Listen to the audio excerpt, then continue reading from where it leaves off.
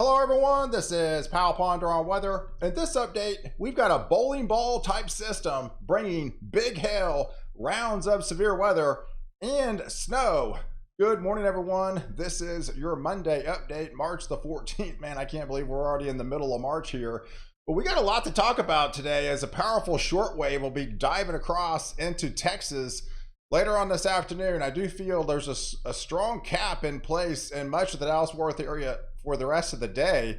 But as we get into the evening hours, late evening, about 5-6 o'clock in the afternoon, things are going to be rapidly changing. We've got dew points going to be surging into the mid 50s and upper 50s, as well as we have a cold pocket aloft. And this is a classic setup for big hail producers in and around the Dallas-Fort Worth area. So as we scan the vertical velocity index, man, it's really hitting hard right around that 5-6 o'clock time frame. So I think really nothing kind of happens until right around after 5 o'clock, but right along the I-35 corridor here, if you just live east of there, storms should start to erupt off the dry line with that tapping into that cold pocket aloft and that vertical lift. That could create some big time hail producers right along the I-35 corridor. So we've got about a 4 to 5 hour window. We could be looking at some pretty good size hail of 1/4 inch, and if not, some of those could be on the golf ball or greater type variety. So let's scan the Storm Prediction Center latest update. So they went ahead and kept the slight risk for severe weather for much of the Dallas-Fort Worth area, and then there's going to be a piece of it that's going to push off into East Texas, heading towards the Shreveport area. Then there's also going to be another piece of it that's going to be diving southeastward, going into the late evening hours, 10, 11, towards the midnight time frame, heading towards the Houston area as well, and those also could be on the severe side as well. So really everything kind of gets going around 6 o'clock tonight through about the midnight time frame, where things could definitely be bumpy. So I kind of highlighted the areas of most concern anywhere along the I-35 corridor. These areas in red, that's where the Storm Prediction Center has highlighted that hatched risk, meaning there's a 10% probability of seeing some of those 2-inch diameter hailstones in the outshaded areas and the yellow shaded areas. That's where you can see that 1/4 inch golf ball, quarter size type variety. But yeah, if you live in McKinney and down to Sulphur Springs and to Quitman, down to Kaufman and to Canton, Corsicana, down to Athens, Fairfield, Palestine, all the way down into Crockett here, that is the area that's most favored to seeing some of those larger hailstones of that golf ball type or larger variety. So that would be doing some damage to your vehicles. So definitely be on high alert if you live in these areas in and around the Dallas area later on this evening. I think really things get going about 6 o'clock tonight, and then they start to ramp up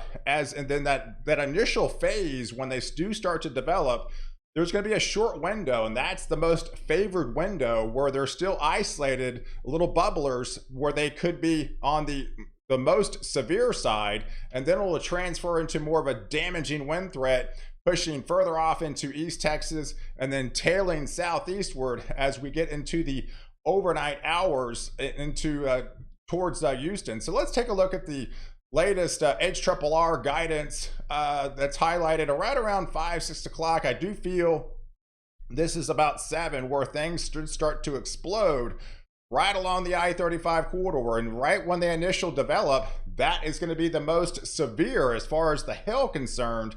And even in that red shaded area that I showed you, there is an isolated tornado threat. It's not as prevalent. It's not the most pronounced risk.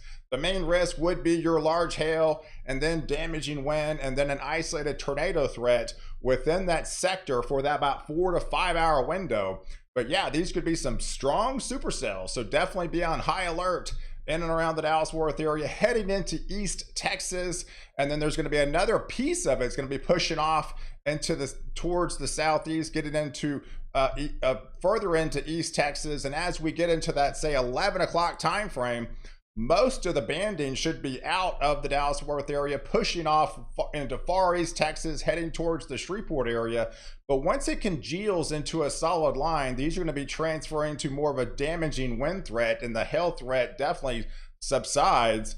But as we push down further off into the southeast, heading towards the Houston area, these could still be on the isolated nature. So definitely those are going to be on high alert as well. So again, a pretty good concern about 6 o'clock tonight into the midnight time frame. I'm actually going to be live starting about 5, 6 o'clock whenever the storms start to explode on YouTube here, doing live coverage from this event from probably around 6 o'clock to the midnight time frame. So definitely stay tuned for that. So as these storms move across into tomorrow morning around 7 o'clock, I think most of it dies down into Texas, but that pushes off further off into the southeast. Now it's going to be over New Orleans, getting into portions of Mississippi here, heading towards the Mobile area. These could be on the stronger side, not as quite severe as they were in Texas, but definitely on the stronger side, as another system will be pushing off the Pacific Northwest, bringing more rain, and the atmospheric river is going to be in full effect this week for them into Washington and Oregon and Northern California here, with some of that could be transferring to snow once you get more of the interior regions of the Intermountain West heading into portions of Idaho.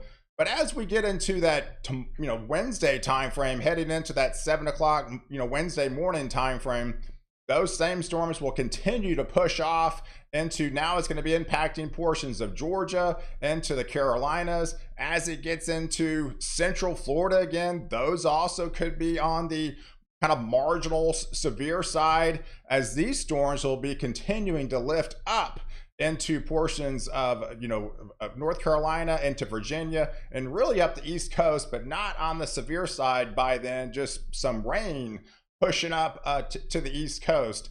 And there you can see it by that 1 o'clock on Wednesday time frame. That'll just kind of intensify over the Carolinas, heading towards North Carolina by then. So definitely be on the lookout from this system, as it's going to be diving across over the next several days. But then we have another one. That's going to be forming by the middle of the week, by around Thursday timeframe in the midsection of the country. Yeah, we have another deepening trough that's going to be setting the stage and actually going to be bringing some colder, a little bit colder temperatures along with it from Canada. And it's going to have that lift associated with it and creating a surface low. And just to the northwest of that surface low, yeah, we're going to be talking snow is going to be breaking out over the Rockies, getting into portions of New Mexico here, heading into portions of Kansas and the panhandle of Oklahoma, and even probably the far-reaching outskirts of a dusting in the panhandle of Texas. But just in the northwest of that, that's where the activity is going to be coming in, with just rain by then into Nebraska, into Iowa. But as that low pressure deepens, that'll be transferring to all snow, and some of this could be on the heavier variety by the time we get into that Friday morning time frame, into portions of North Missouri here, especially into Iowa, and then really getting its act together with those deepening blues heading into portions of Wisconsin on the day on Friday. On just to the south side of there, that's going to be all rain, probably not on the severe side, but yes, but more rain heading back along the I-20 corridor here in portions of the Tennessee Valley. But as we get into that Sunday time frame, yes, we have another. So we got today, we got Thursday, and there's going to be another really deepening trough going to be setting up off the West Coast by the time we get into that Sunday time frame. And this could be pretty massive, as it's dragging in a lot more colder air and diving and bringing actually beneficial range to much of California. And that's going to be traversing across and bringing across some beneficial rains into portions of Arizona, into New Mexico, as well as Nevada here. But there's the temperatures. It's got plenty of warm temperatures out ahead of it. So there's really not any Arctic air temperatures variety for this week. But even heading into that Sunday time frame, there's plenty well above average temperatures. So as this deepening trough will be diving off the West Coast, that's going to be making the clash and setting up a pretty active week, even for next week. So things are active this week,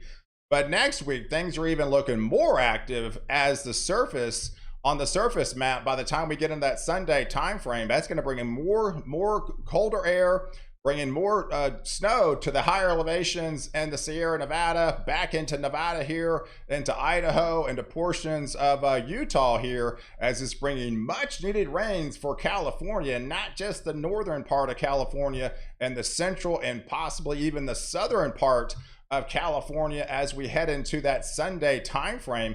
And this just rapidly deepens. So the further it digs south, the stronger it's going to be. So I'm expecting a very active week next week, and this will be by next Monday. That'll be setting up over portions of the Southwest, bringing, yes, beneficial rains, and then probably another round of severe weather. And look at that, some heavier rains probably moving into back into portions of Texas here, where they desperately need the rainfall, into West Texas, going into Central Texas. And I do feel that's going to come, but that's going to be a week away. So it's going to be at least a week away, but that system is going to be active. So between now and Sunday time frame, here's the main setups. So we got the active, atmospheric river continuing to pummel the Pacific Northwest. That's going to bring multi-inches of rain throughout the week into Northern California here, dry in the desert Southwest. There's the setup as you get east of the I-35 corridor with those big hailers today, and the heavier rains will push off into the southeast. And then once we get into portions of Mississippi and into Alabama, into Georgia, especially into Florida, those are going to be looking at some multi-inch rains. And then the northern side here with that surface low that's going to be diving in the midsection of the country on Thursday, that's also going to be bringing some precipitation into portions of Iowa, into Wisconsin here, but most of that will be on the form of snow. So here's the setup for the snow. So as these troughs dig in off the Intermountain West, we've got snow to the interior regions of Washington and Oregon, back into the Sierra Nevada, bringing snow back into Nevada here, into Idaho, back into the Rockies here, with heavier snows moving back into the Rocky Mountains, heading back into Denver. And then we head off into that Thursday time frame, where the snow is going to be setting up over the northern plains here, bringing more snow back in the picture in portions of North Missouri here, and especially into Iowa. Then I think it really gets its act together once it heads into central Wisconsin and up along the Great Lakes. And then much of this into the northeast will be for the ski country up there. So hey, I appreciate you guys watching. Definitely stay tuned for tonight. I'll be starting live coverage about 5:30, 6 o'clock tonight for that severe weather threat in much of in and around the Texas area. So definitely stay tuned to that. And I appreciate you guys watching. Definitely hit the subscribe button. Catch me in the next update, where I protect you before and after the storm.